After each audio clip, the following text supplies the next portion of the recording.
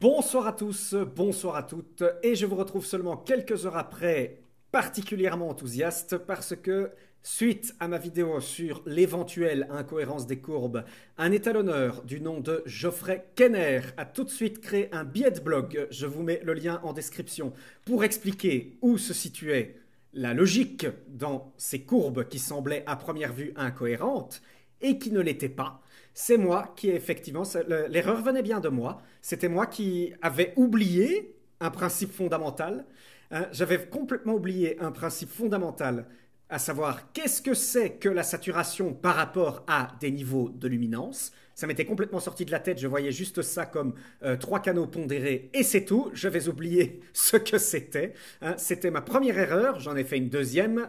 Je vous explique ça juste après. Donc, revenons à notre courbe. Comment expliquer que quand je pars ainsi et que je remodifie mon Y, qu'ici donc j'ai des niveaux de couleur qui sont bas par rapport à ce Y défini, j'ai une saturation qui baisse, et par contre, dans l'autre cas, si je prends à partir de mes noirs et que je baisse et qu'ensuite je fais remonter, là ma saturation monte.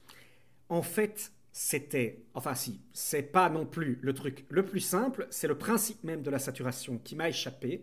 La saturation, qu'est-ce que c'est au niveau de la luminance? C'est l'écartement, c'est-à-dire quand vos trois points R, G et B sont très proches l'un de l'autre, on se rapproche d'un niveau de blanc.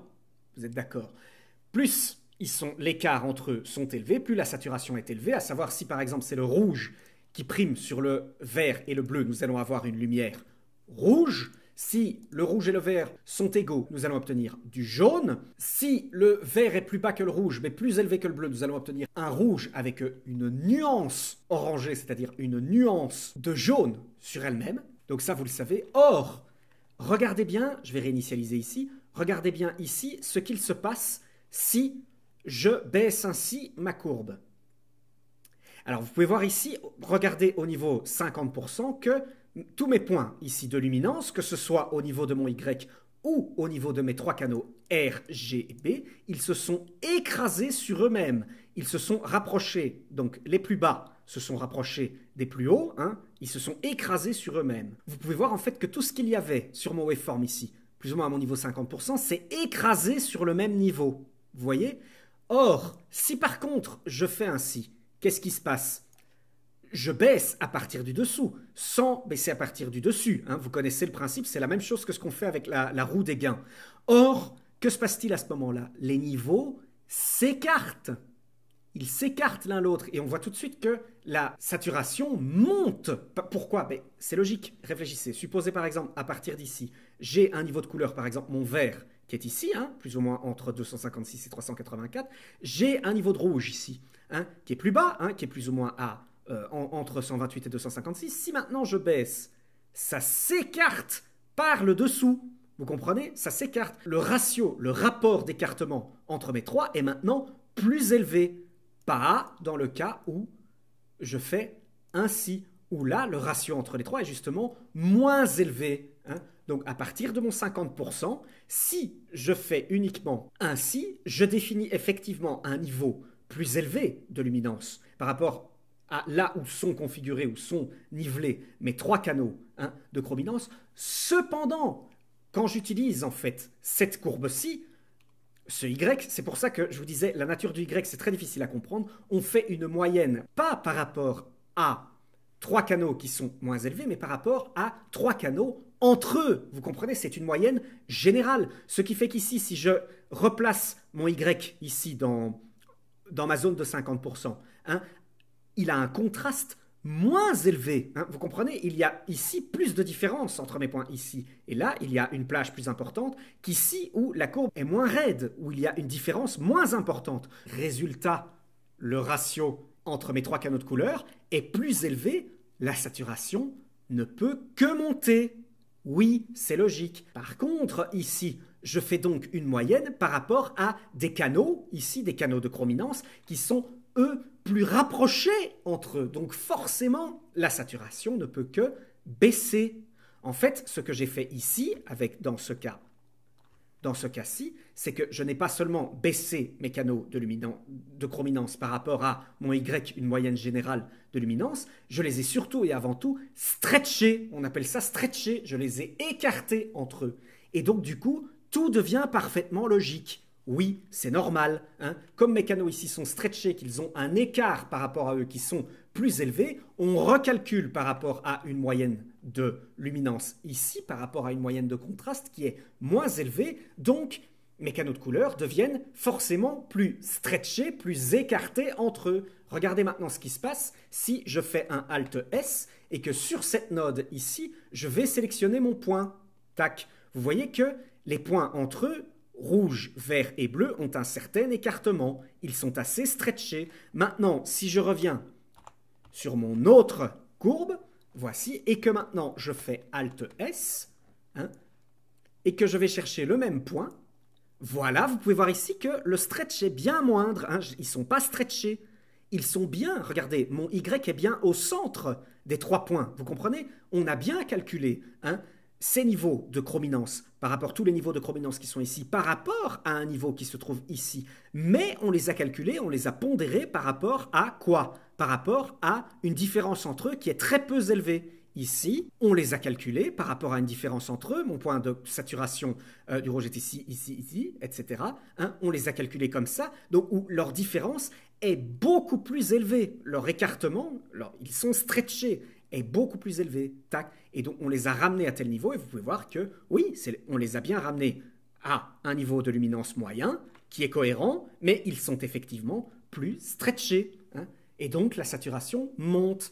Oui, c'est logique, c'est tout à fait pertinent. La deuxième chose qui m'a induite en erreur, c'est que j'avais l'impression, vous voyez, que lorsque j'appliquais le même résultat avec mes blancs, comme je vous l'ai montré tout à l'heure, ben, là, les résultats étaient cohérents. Eh bien, en fait, non. Pourquoi? Parce que, malheur à moi, j'ai eu la mauvaise idée de faire mes tests sur des plans ici, comme ici, qui ont l'essentiel de leur luminance qui est peu élevé, à savoir qui est entre 0 et 50%. Vous voyez, l'essentiel de ma luminance est calculé ici, est ici. Là où il y aura très très peu de différence, vous voyez, où la différence ne va pour ainsi dire pas du tout changer. Quand je vais monter mon niveau de blanc. Mais en fait, c'est bien le cas. On va avoir le même phénomène. Si on utilise le blanc, on va obtenir le même phénomène. Je vais vous le montrer, pour ça je vais reprendre écaille montante. Voilà, regardez ici. J'ai fait exactement les mêmes effets. Hein? Donc ici, saturation monte dans les deux cas, cependant elle monte où? Elle monte là où la pente est la plus élevée, ici, c'est-à-dire au niveau de mes 50%. Regardez à ce qui se passe au-dessus de mes niveaux de 50%, précisément ici, à l'endroit où justement, hein, vous voyez, mes canaux de couleur hein, sont justement plus proches ici, est plus élevé, hein, leur différence est plus élevée dans ce cas-ci. Regardez, en l'occurrence, les zones les plus hautes de l'image, où est-ce que c'est? Eh bien, c'est le mur ici en haut. Regardez, je vais zoomer dessus pour que vous voyez bien la différence. Regardez. Voilà, vous voyez ici ce mur qui est assez bleu, ici. Hein, voilà le traitement. Qu'est-ce qu'elle a fait, ma saturation, ici? Elle a monté. Et regardez maintenant, qu'est-ce qu'elle a fait, ma saturation, ici? Elle a descendu. Vous voyez, donc si les deux, à partir du blanc comme à partir du noir, les deux résultats se font. C'est juste que, comme un con, le gros clampin que je suis, il a pris des plans qui avaient une plage essentiellement entre le 0 et le 50%, et donc du coup, ça, ben, il l'a pas vu. Voilà. Mais oui, le résultat, effectivement, à partir du blanc, est bel et bien le même. Vous voyez? Regardez ici, ma saturation a bel et bien baissé. Pourquoi? Parce qu'on calcule ici mes niveaux de blanc par rapport à des valeurs RGB qui se rapprochent, qui sont moins stretchées, alors que par rapport à ici, elles sont très stretchées. Regardez, on va faire la même expérience. Je vais créer une node en série. Ici, hein, je vais aller chercher, avec ma courbe, ce point-ci. Tac, regardez, ils sont assez écartés. Maintenant, si je vais sur l'autre, je vais créer une node en série et je vais aller chercher ce point. Regardez. Tac. Vous voyez la différence? On ne voyait pas mon bleu. Hein. Donc voilà, vous voyez, mon bleu est beaucoup plus haut. Vous voyez la différence? Tac. Tac. Regardez. Regardez où est mon bleu. Il est là.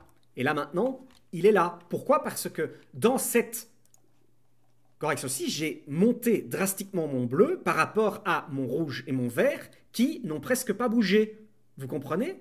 Et donc, voilà ce qui se passe. Et on peut voir ici qu'effectivement, mon bleu a fort monté parce qu'il est pondéré avec un Y, hein, à tel niveau de luminance. Hein. On est bien, vous voyez encore une fois, avec une luminance qui est pondérée au niveau moyen, c'est-à-dire au niveau normal. Mais par contre, on a pondéré un bleu beaucoup plus élevé que le rouge et le vert. Et donc du coup, résultat, mon bleu devient beaucoup plus élevé. La saturation du bleu, ici, de mon mur, le plus élevé, monte. Si c'était bien le cas, les deux réglages étaient bel et bien cohérents entre eux. Ça, c'est l'imbécile que je suis qui n'a pas pris les bons plans. Bref, je n'ai qu'une chose à dire.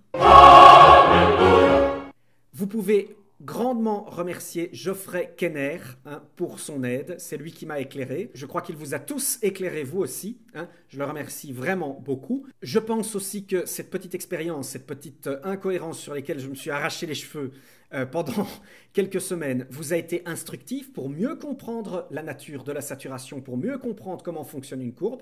Même moi, je viens... je vous jure, l'euphorie, quoi, je m'arrache les cheveux sur ça depuis 3 semaines et je viens de comprendre, ça fait plaisir. Voilà, en fait, c'était pertinent, je pense que ça vous a appris des choses à vous aussi. Et vous voyez, on a beau être étalonneur, on a beau pratiquer le métier, c'est pas pour ça qu'on n'en apprend pas tous les jours. Hein. Merci, monsieur Kenner, merci beaucoup. Et je vous dis à demain pour un prochain tuto.